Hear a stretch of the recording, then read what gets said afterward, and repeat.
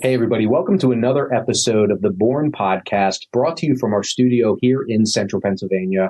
I'm your host, Nathan Imboden, and on this podcast, we get to interview some of the best and most inspiring stories of business owners and entrepreneurs from our backyard here in central Pennsylvania, learning all about how they started, grew, and are running their successful organizations, and hopefully making an impressive and positive impact in their community along the way.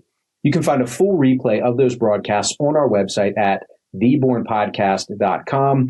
Also, anywhere you listen to podcasts, any social media app you like, be sure to search for The Born Podcast, hit that like, subscribe, and follow button so you can stay up to date on all these episodes. And today, we've got another great guest. I mean, if I'm being honest, we always have great guests, maybe a little bit biased, but we have another great one. Good man, Chris Patrick. Among many things, we'll start with the title of current president and owner of Bob Means Plumbing, but we're going to learn so much more today. So, Chris, welcome. Thanks for joining us. Thank you. I appreciate it. I'm a little intimidated that the best and brightest of Central PA. I hope I can live up to your fans' desires here. Well, I tell everybody that if it makes you feel any better. So we're good. Yeah, we'll just. Well, why don't you just start? Give us a little background of Chris. Who's Chris? Yeah. Where are you from? Like, from this area? I don't know, just some of that stuff, and then we'll get into the business. All right. Well, I guess it's a story. I am Chris Patrick. Born and raised here in Central PA. Graduated from Mechanicsburg High School in 2002. Immediately after graduating, joined the Marine Corps. As a lot of people do, I tried to get the heck out of central Pennsylvania. Mm-hmm. I spent some time in the Marine Corps. Then I went into banking for a little while after that, long enough to realize I'm not a banker. And then cashed in my GI Bill, went and got my degree at Dickinson College here in Carlisle. Awesome. Have an amazing degree. Take a wild guess what my degree might be in. Oh boy. I mean, the funny answer is basket weaving because that's psychology. Okay. Yeah, it's a little closer to basket weaving. Okay. I have a degree in Middle East studies and a minor in Arabic. That's dead serious. Yeah. That's I got my BA in Middle East studies. My journey at that time was taking me toward the foreign service or intelligence work. Okay. And I graduated in 2013, which was a terrible time for the federal budget. I know we probably don't remember that anymore, right? Because we don't ever have budget problems now. But I had a lot of friends at that time that were in government contracting and government work, and they were all like, this sucks. Like, we're getting red slips all the time. People are getting let go.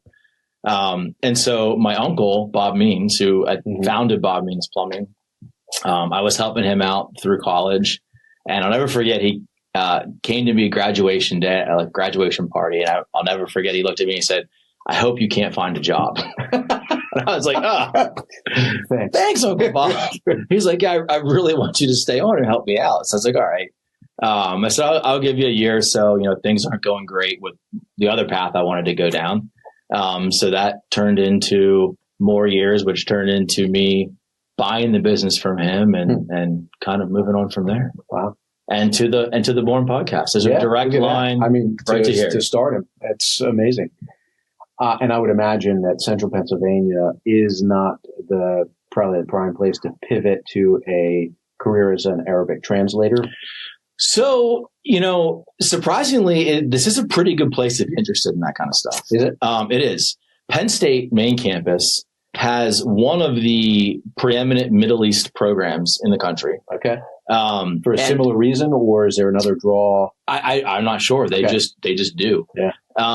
And on top of that, in this area, and I learned this at Dickinson, whether it is our connection to the War College in Carlisle or our proximity to Washington, D.C., there is a huge community of foreign service employees, of obviously military employees, and just government people who live here and commute to DC. So it was actually a great place to kind of be in those circles. Sure. It was surprising. I mean, I'm born and raised here, and I never knew that until I kind of, start peeling back the layers, and it was surprising. Interesting. We'll get to a little more of that with your leadership Harrisburg stuff. Okay. I think one of the sort of tenets of going to that program is learning the things about your area that you had no idea are actually existing in your area. But I don't want to gloss over. Thank you for your service and for putting that time in to serve all of us. And that is should not go unappreciated. But thank you for that. Thank you. Pretty big pivot, though. Like that's the government sort of possible government employee. You go from military, which is government, to possible foreign affairs, which is also government, to now entrepreneurship. I don't usually put those two things in the same, government and entrepreneurship, in the same category. Yeah. So how did that shift occur? Was that sort of always in you and you just eventually made the jump, or did you see an opportunity and made a jump and then got this renewed spark? I can tell you it was not always in me. Okay. I don't ever remember as a kid thinking I'm going to own a business someday, or I want to be in charge of this. I don't have those kind of fantastical stories that I can look back on. Right. But if I'm being honest, especially in my time in the Marine Corps, for your listeners who are familiar with the military, the Marine Corps is obviously the best branch of the U.S. military, second to pretty much none. But within that, it also oftentimes tends to be the branch with the fewest resources. And so my time in the Marine Corps was as we invaded Iraq. So I deployed to Iraq 3 times, and I was in the infantry. So there's just a lot of figure it out as you go. Sure. And I loved that. I loved the problem solving, the operations of logistics. Hey, we got to go do this thing. There's no one else to turn to because there's just 5 of us here. So how are we going to do that thing? So as I think about my path to being an entrepreneur and a business owner, I think a lot of those roots probably started there. And then coming out of the military, just going into regular civilian life, you find that you're surrounded by a lot of those scenarios. Yep. Here's the problem. I'm on my own. There's no one to turn to. How am I going to do that thing? And so I think it kind of snowballed for me. So as I got through college, as I was dealing with, the college stuff, the projects, the papers, that same mentality, and then to my uncle's plumbing business, my uncle is an amazing guy. I love him so much. I hands down, I'd put him up as the best plumber in the area. But he's that original first generation construction business owner, right? Yep. He would rather be in a ditch than doing anything else. He wants to be plumbing.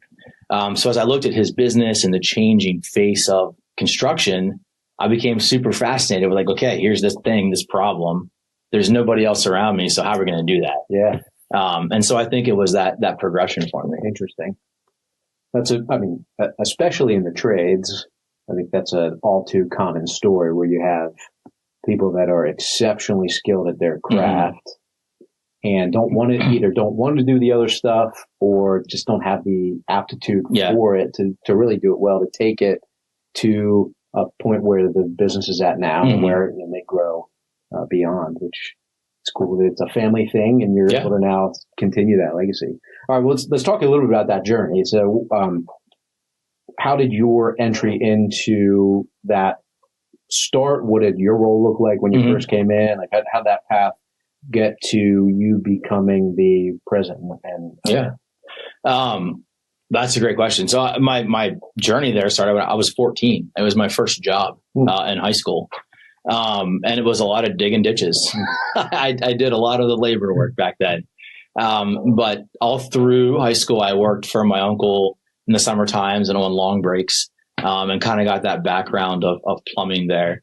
And then coming back to work for him in 2010 is when I enrolled at Dickinson.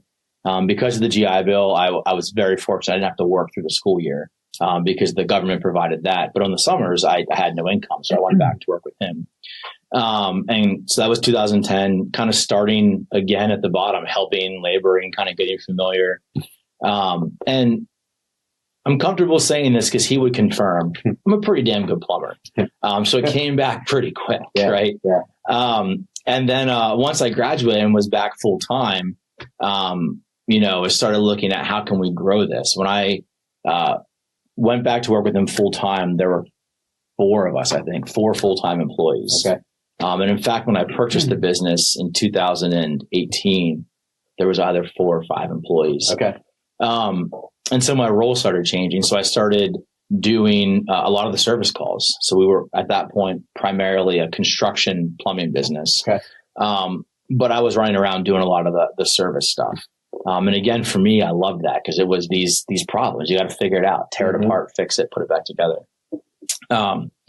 And as we continued to grow, as I kind of drug him along to technology and a little bit of sophistication, there was a lot of days we had no office. We worked out of a storage unit. Okay. So I was at Starbucks using the free Wi-Fi, trying to get some computer invoices out to customers a lot of the times. And things just kind of morphed from that point as we started to grow. Coming out of the downturn in 2008, my uncle was amazing at putting a company together that survived that. Yeah. He was a construction focused company and he made it through the housing crisis, which is incredible. So as we started to look, okay, this could happen again. So what are we going to do so it doesn't affect us? Growing, becoming more sophisticated. My role just kind of naturally kept going with it. So, I think for myself, I came out of the field in 2016. Okay. We had our first office at that point, which is the building we're in now in Lemoyne. Cool. And honestly, from that point, I describe it like changing 4 tires while you're driving down the highway. You just kind of put it together as you go. Yeah. And then in 2018, I went to him and said, listen, I love this. I love what I'm doing. We've really been able to build something here that I think can last beyond you. I'd like to buy it. Yeah.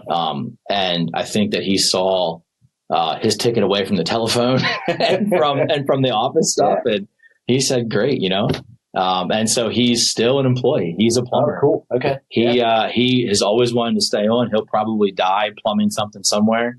But he's happy. He gets to do what he loves to do. Yeah. And for him, it's kind of going back to where he started, putting pipes in the wall, showing other people how to do it. And he's happy. I'm happy. And the business is growing. That's awesome. Awesome in a lot of fronts that he was receptive to that conversation. I'm sure there's more details behind the scenes, but he was at least receptive to it. He's still there, but the pathway to get him back to doing what he really loves gives him more joy, and what he's doing is still a benefit to the organization. Yeah. There's got to be countless opportunities out there with similar people right now in different trades and whatnot that could benefit from a similar arrangement. You hear people talking a lot about how, right now we're on the cusp of that biggest wealth transfer in history, right? The boomers are ready to retire. They're ready to sell, pass on, or close their businesses. Right. So we're kind of right on the cliff of this huge, what's going to happen. And I've been reading recently a lot of articles about how a lot of your MBA guys, a lot of your, Wharton School kind of types are actually not going toward that Wall Street or that classical management consultant role. And they're getting into the trades. There's a lot of talk about private equity in the trades right now. And what's happening is there are a lot of these opportunities and people are out there finding ways to bundle them up and turn them into something. Sure. Yeah. The fact of the matter is a small mechanical company isn't really worth anything. Yeah, exactly. They don't have many assets. They tend to not have long-term contracts. So you're selling goodwill. So if you can find the right team, the right people, and the right seller who maybe wants to teach you, stay on a little bit and kind of guide you, there's tons of opportunities out there right now. Yeah. All right. You take over. Let's maybe talk about that process a little bit. How long was you talk to your uncle and say, hey, I think I'd like to buy this thing, till when you actually close on the deal and you are the owner? What was that time frame? Honestly, way longer than I was comfortable with. It was probably about 1.5 years. Okay. So we were set to close on, I think it would have been December 31st of 2017. Okay. I think the attorneys and the tax guys and closing at the end of the year was the best way to do it. And I love my uncle, but he got cold feet. Like this is his entire life's work, right? Like, and I wasn't interested in a partnership. For me, it was an all or nothing. We're transferring 100% of the business or none of it. And so he got cold feet and we didn't go through with it. So we're sitting there holding the contracts and we're like, all right, let's work this through a little more. And then we ended up, and I think we closed July 1st of 2018. Okay. So we got to it and, tremendous respect for him. I can't imagine what it's like to take the thing. He started the business in 1996. So he was about a little over 20 years at that point. He's been a plumber at that point for probably over 30 years. Everything that he's worked for, right? What that feels like to not just pass it on, but to know that it's going to be done differently. Right. And I won't gloss over, you said how great it is that we still work together. Boy, we're also at loggerheads a lot. Yeah, sure. The business has changed. The trades have changed. The way I do business compared to him has changed. And so I think he saw that from the very beginning that was coming. Sure. And I didn't recognize that. And so I think for him, he had to really kind of convince himself that he knew it was going to be in good hands. He knew that we were going to grow, but I think he had to convince himself that it was going to be okay. Yeah. And I think that was tough for him. And I really, I'm so thankful and indebted to him for giving me that opportunity. Because he just so easily could have said no. Sure. Yeah. Well, it probably made it a little more difficult. And now I'm thinking about it and I realize what I said, the fact that he is still in the business, he's reminded of it every day and those changes. If he was just, I'm out, here's the business, here's the keys, I'm out, probably less of a concern, but he's still there. Yeah. So this is, you asked earlier, what's off limits? I said nothing. So I'm going to air the laundry. We just had an animated lunch together a couple weeks ago, in which I said, Bob, like in all reality, you shouldn't be here. like we're coming up on 7 years now. I said, most owners who sell their business aren't there 7 years later. Yeah. Not because they can't do the work, not because they don't belong there, but because for most people, when you sell the business and someone else takes it, new ideas change, new ways of doing things.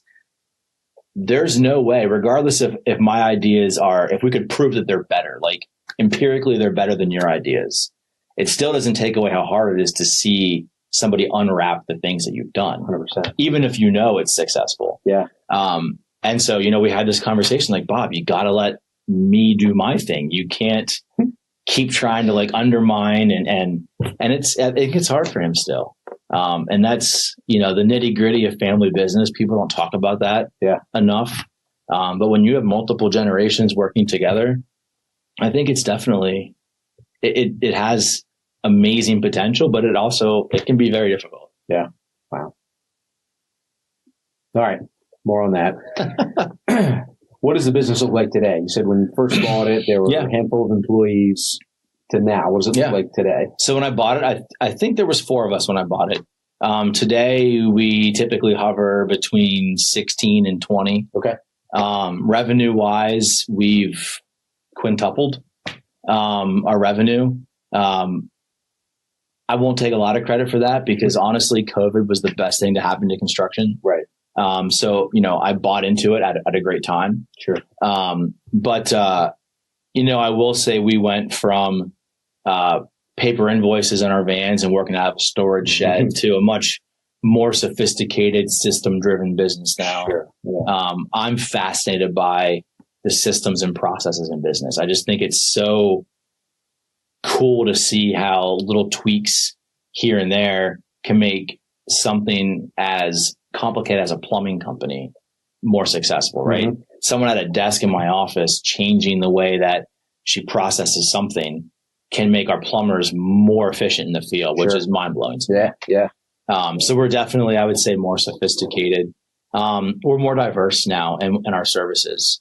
Like I said, when I bought it, we were primarily focused on just construction. So we did plumbing installations for new houses, remodels, things like that. And that was probably about 90% of our business when I bought it. Now our new construction is about 50% of our business, maybe 40 to 50%. Okay. And the rest of it would be that service department that we've really grown. Okay. We had no official service department. Is that residential, commercial? So they do both. Yeah. Okay. Yeah. So those are the guys that just, your listeners might think they see these big white Bob minivans everywhere. That's my service guys. They're running around all over the place all day long. Okay. Awesome. Is it all sort of break fix type model, or are there service contracts, if you will, that you've got set up for routine checks and things like that? It's break fix. Okay. The idea of maintenance agreements and service contracts is actually something that we are working on breaking into, hopefully be live by the end of this year. I've been kind of slow to adopt it because for my mentality in the plumbing world, it's not like your heat pump or your HVAC system where it must be maintained every 6 months, filters and wires and this and that. Right. That doesn't necessarily exist in the plumbing world as much. So for me, I always felt, okay, like if we have these maintenance agreements, we're kind of just like making this up and selling it to people. Right. But what I found in talking to customers in the last 2 years is people want us in their house regularly. Right. They don't want to be surprised. They want someone to say, hey, that's probably going to be an issue in 2 months, 3 months. Let's take a look at it now. Yeah. Yeah. And we've also been growing a lot in water treatment. That's been our fastest growing segment. Okay. And there is a lot of maintenance that goes into water treatment equipment. Oh yeah, for sure. Yeah. We'll talk more about that after this. So you got some bad water, don't you? I see that look a lot of people's eyes. Yeah. Awesome. Well, one of the things I kind of, and it's probably a good time to ask this. You talked earlier about your growth. You talked about systems. You also talked about private equity. And one of the things that you mentioned earlier, actually in some of the intake stuff we went through, was about how you were able to manage your growth without sacrificing operational efficiency and sort of doing things well. And that's one of the biggest challenges, and what we always hear about, especially private equity coming in, is service tends to go down. Or we hear it in any of the industries that just get gobbled up by the bigger players. Banking is notorious for that. The big banks come in and they buy the community banks, and then the service starts to go downhill, and the experience goes downhill. Thus far, it sounds like you've been able to manage that well. But how do you do that? What makes that successful? a lot of bourbon, a lot of whiskey. It's always so great to hear other people talk about your successes to you, right? Because you make it sound so, like, I love hearing that, because in my mind, it's not that successful, right? So managing growth for us it's been crazy. When you're in a trades, particularly I think a trades company, growth means more customers, right? Growth means more service calls, more projects, which means you need more technicians, which means you need more skilled technicians who can do the work. So you're not only battling customer acquisition, but you're battling, I need the bodies who can do this work at the level of quality that is the Bob Means name. And so I feel like that's a constant thin line that you're walking on. And then, I will also say the COVID period, while hugely successful for us, didn't get in the way. It helped us with growth, but it accelerated our growth to a level that was uncomfortable. Sure. Like, we weren't prepared to bring on that many people that quickly. Yeah. When you have a structured growth plan, right? Yeah. You want to hit those numbers. And I think what people don't realize is not making your numbers is bad, but also doubling your numbers is bad because it doesn't fit the plan, right? So there was a lot of kind of, flying by the seat of our pants through 21 and 22. And then we had our best year ever in 2023. And last year started to kind of level out a little bit. But I think what's really important as you get those growth plans is it's the culture of your business. And I think that's what's at the heart of Bob Means Plumbing. And I think that's also what's at the heart of some of the failures that you described in growth before, is you have to really know who you are as a company, who you want to be, and who your customers want you to be. And you have to be fanatical about attacking that culture every day. It can't just be your words on a mission statement. It can't just be your core values. It has to be you. And so for us, I think, we hire our employees based on our culture. We've turned down really good plumbing technicians because they didn't fit our culture. And we've hired some that needed a lot more experience and help because they did and got them there. So I think for us, that was the thing that kept us not just on target, but really kept us relevant and kept us going through crazy cycles of growth. And I think it's what you really lose when PE comes in. We've seen that in this area. Definitely in the mechanical trades. You talk to anyone anecdotally, you can find stories online. That's the first thing that disappears is that culture. Yeah, 100%. Right. Tell us about the culture. The culture. Talk about that. Yeah. So what is the Bob Means culture? The Bob Means culture. It basically comes down to relationships. That is really at the core of our culture. Our mission is to build better relationships, whether it be in our communities, whether it be with our employees and each other and our intra teams, all the way down to our suppliers and our vendors, all stakeholders around us. We really want to be building better relationships. We look at our interactions with customers not as a revenue event, but as really an opportunity to get to know someone, an opportunity to build a relationship, and hopefully an opportunity to talk to them again in the future. And that's the core of our culture. It's something that I'm really proud of. I really put into place. I tried to find something that melded my uncle's way of business and my own. And he really built this business on his character, on his personality. He was dependable. He would get this job done regardless of what it took. Trustworthy, just that guy that he'd be there when you needed. Sure. So taking that, and for me, coming out of the Marine Corps, our core values now are honor, courage, and commitment at Bob Means Plumbing, which I completely just plagiarized from the Marine Corps. But they really meant a lot to me. Like those words, honor, courage, and commitment, say a lot about character. Yeah. So melding those things together and creating this culture of being there for each other, of wanting to really, truly build relationships so that we know that we're going to have a connection a month from now, 6 months from now. Our customers, and I say this jokingly, most people, when they have a leak, right, they're like, oh crap, I got to call the plumber. Like nobody wants to call their plumber. But for me, like, I really want to be the company that people want to call. Like, oh, like this is leaking. Yeah. No big deal. Like we'll call Bob Means Plumbing. They'll get out. They'll take care of this. They're looking forward to knowing it's going to be a good interaction. Sure. Like that's what I want. That's success to me. So you want somebody to have a leaky faucet and scream, I get to call Bob Means. I love it. Woo! I love it. I love, and we have customers like that. Yeah. Like that's the best part. Like we have people that call us not upset because their water heater is dumping, right? Like they're thankful. We answer the phone. It's not a 52 push button call tree, right? They have a real interaction with someone. Our technicians, if you look at our reviews, it's just constantly talks about their personality and their communication skills. They're great plumbers, but that's not really what they talk about in reviews, right? Which makes me so proud because we have the right team, and that shows me that culture is really, really shining through. Yeah, awesome. The relationship piece of it is a multifaceted one. One of the things that we like to talk about is community impact and how, even as the business, you're not just impacting the employees, but they have their circle of people and their, depending on what school of thought you believe in. Is it 52 people? Is it 200 people around them? Whatever it is, but you're impacting all those people. But you're also in the community, serving the community and being a part of the community.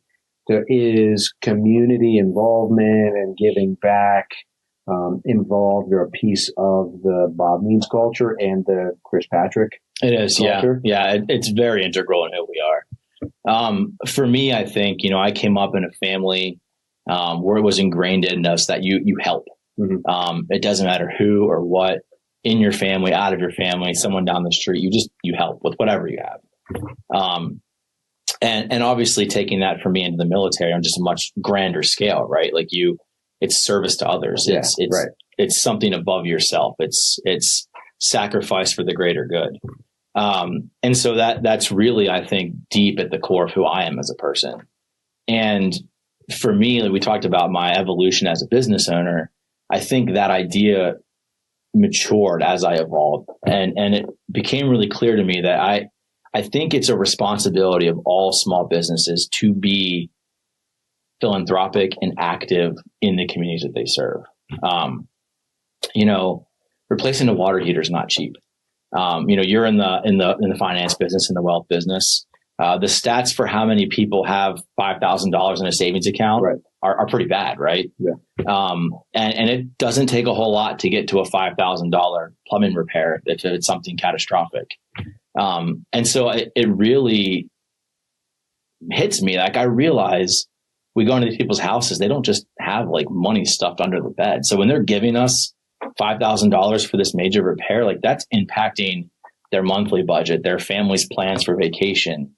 It impacts a lot of what they do. And so for me, I really feel like we need to be stewards of that. Mm-hmm. They're selecting us. They could give that money to anyone to fix it, but they're choosing us. So I really feel like that trust they're placing in us with their hard-earned money, it's our job to then return some of that to wherever we can back into that community. Mm-hmm. We work a lot with Veterans Outreach of Pennsylvania. We have done a lot of work with the Central PA Food Bank and volunteering, kids sports and baseball and Girls on the Run. Mm-hmm.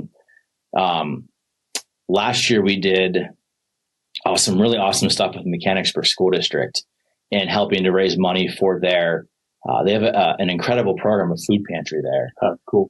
It's incredibly sad to think about the number of kids who are truly in need of food that live in even just Cumberland County. Mechanicsburg, Cumberland Valley. The rates of hunger are insanely high in these districts. Yeah.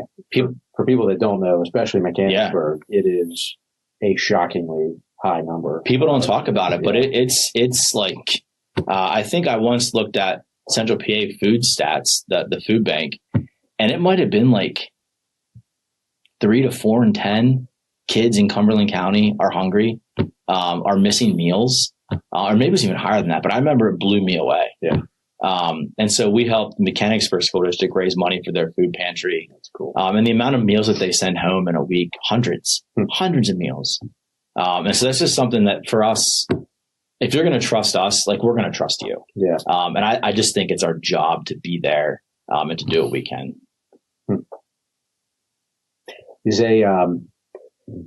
Do you make that a requirement for people that there's I don't make it not a requirement. No. But it's sort of like an unwritten expectation of service and giving back.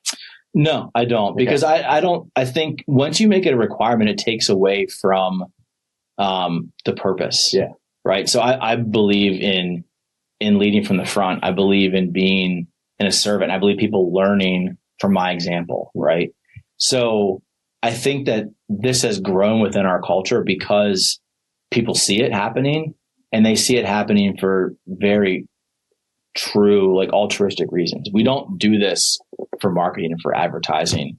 As much as we do that might be public, we do a lot more that's just quiet because we just want to help. Mm-hmm. And I think for our team, being in the middle of that environment brings it out of each person. When they know that they're in a place that respects service, that respects caring for each other, people have that inside of them, right? Yeah. And they want to take part in it. Yeah. I imagine we could do an entire episode and the discussion solely on the reality of entrepreneurship versus the perception of entrepreneurship. It's one of my favorite subjects. So maybe a separate discussion. Maybe I'll come on yours and we can talk about that one on yours. But I think I follow a similar philosophy, I'd say broadly speaking, around if I want to give back, I'm going to do it because I want to give back. Mm-hmm. And honestly, and maybe it's too far the other, I don't care who knows about it to a certain extent, other than the people that are here that we're serving. Mm-hmm. And I just have never been one who's been comfortable with, all right, we're doing this service now. Let's all get a group photo, and immediately we got to put it out there for the world to see and look how good we are. And we want to just serve people and do things that we believe are right. And I know there's benefits to doing that to a certain degree, but I'm generally of the mindset, like you said, of if you're gonna do it, you do it. Yeah, because you want to do it. I think there is, though, a benefit in celebrating it. Yeah, for sure. And I think particularly now, so how do we tie in the evils of private equity? And I'll go on the record about the evils of private equity. I'm happy to say that. I have no problem saying that. But I think in my example, when someone has a plumbing issue, right, and they go online and Google it, 2 of the first 5 companies that pop up are going to be owned by private equity. Right. 100%. So when you give them $10, that $10 goes to Aspen, New York City, LA, wherever, right? When you give us $10, 5 of that's going to go to a little league team, right? And I think that one way for people to know that is to see your company out there doing things. That's fair. And I agree, it does feel a little self-serving, right? You do. And I was chuckling because, you take that picture and you put it up there. But I think it also helps to encourage your team to get excited. And I do think it helps tell that story of local ownership of businesses. When you support a local business, you are supporting your community. Yeah. When you support a national chain, sure, there's a little bit, right? Like, Giant is a international chain and they still give back a lot. Right. But that money is going outside of your communities, right? And I think it's important for people to be able to understand that. Yeah. That's a great point. I want to pivot a little bit to maybe on the personal side. So I know you've mentioned family a little bit. You've mentioned the Marines. How has all that really impacted and influenced you and your discipline and how you've gotten to this point and hopefully many more years of growth and success and whatever that looks like going forward? And what do you find has been sort of the most pivotal pieces of that puzzle that have helped shape you? Yeah. Getting really deep personal for me, it really starts with my mom. My parents split up. I think I was in 6th grade. I have a brother who's 2 years younger than me and twin sisters who were 2 years younger than him. Okay. I think if I'm wrong, they're going to be the first ones to comment and say I'm totally wrong. And it wasn't like, dad didn't run off and disappear. He did his duty. He helped take care of his obligations. But we grew up in a house with mom and 4 of us. And at those ages when we're all running around doing stuff all the time, 2 boys getting ready to go through, puberty and growing up and becoming teenagers. I look back and I think, man, how did she survive that? And the whole time, she worked for probably, a couple bucks an hour as an admin here and there, and she did some daycare work. But we weren't living in some McMansion anywhere. And so I think her ability to sacrifice of herself so that my brother and sisters and I didn't need for anything, so that we look back and remember a warm, happy childhood. Now as an adult, and I can put the numbers in my head and say, wow, like how did that happen? I don't know. But really, she just proved to me that unconditional love. Everything is hard, right? But you swallow it, you push through, you persevere, and you take care of those that are close. And that's what my mom really gave me.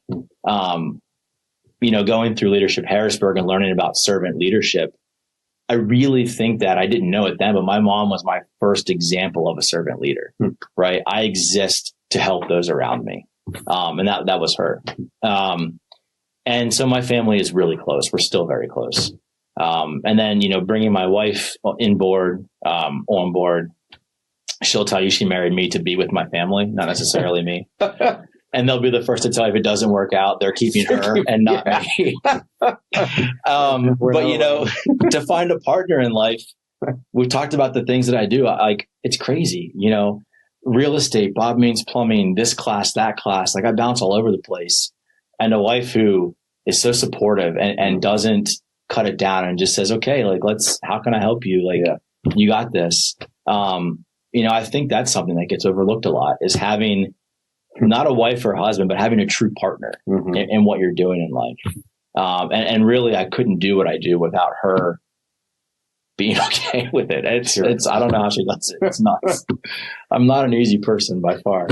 And so really she's kind of, just been so important to my success. And then, you talked about the Marine Corps. Honestly, I'd have nothing right now without the Marine Corps. When I joined, I was a crazy, off the wall, undisciplined, like lazy kid. And I can confidently say, had I gone to college when I was 18, I'd have been out of college when I was 19. I was the class clown. It wasn't there for me. And the Marine Corps really focused me, really, I would say, beat a lot of discipline into me. Sure. But also, again, reinforce those ideas of service above self, of doing what's best for the group, of sacrifice, and in a way that it stays with you. Like it doesn't go away when you leave the Marine Corps. And so I think, having that discipline from the Marine Corps kind of weave together all these other things in my life, kind of built that picture of the person that I am now. Imperfect by far. Most days barely holding together, but, having that foundation in my family and having that discipline to fall back on, I can always say, and I do a lot, or at least I'm not getting shot at today. It can't be that bad, right? True. Like, as you can literally say, I've experienced that. So nothing's blowing up around me. So, it just really gives you a perspective, I think. And that's important running a business, being an entrepreneur. You need that perspective. Yeah, for sure. Man. Well, I could talk to you for hours. And the crew that is responsible for editing these videos would have my hide, which means we're going to have to get back together because we didn't even scratch the surface on a bunch of stuff that I know you would have extremely meaningful insight in. I appreciate that. But what I'd like to do is maybe end with a conversation or a question I like to sort of end with, which is, all right, if you are looking out 5 years from now, Chris Patrick's looking out 5 years from now, what would have to happen for you to look back and say, yeah, these last 5 years were a success? That's a good question. In general, professionally, personally? However you would define it. However I want to define it. Yeah. And you could take multiple paths. 5 years from now. Business answer. There could be a personal answer. I'll have 2 teenage boys 5 years from now. So there's a different success will be making it from sun up to sundown. Success is have they made their bed at least once this month? Yes, yeah. And no, for me, personally, raising kids is just one of the greatest things that you can do. It's the hardest. It's the most emotional. It's the craziest. It's the funnest. It's everything. And for me, success personally is having boys who see that level of service and sacrifice and that love and show it. When I see them helping other kids, when I see them being kind, holding doors like that, that's great. So for me personally, that's success. Yeah. And it doesn't take much. I love my family. Everything could just come crumbling down around us and we could be living in, the smallest apartment if we need to, but I know it'll be fine. It's our family. Yeah. Professionally, I think success for me is building a team that is confident without me. So 5 years from now, I don't like putting numbers to it because things come and go. But for me, again, it's about those people and those relationships. And when I have a team that's confident, successful, and just executes without me needing to be there, that's success. That says like these guys, they figured it out, they got it. And they'll probably be happier because they'll be kicking me out. I can be a micromanager. They remind me that. So, having them be able to carry on the culture and the Bob Means way without Bob Means or without me, that's super successful for me. Awesome. All right. Well, I expect it to happen.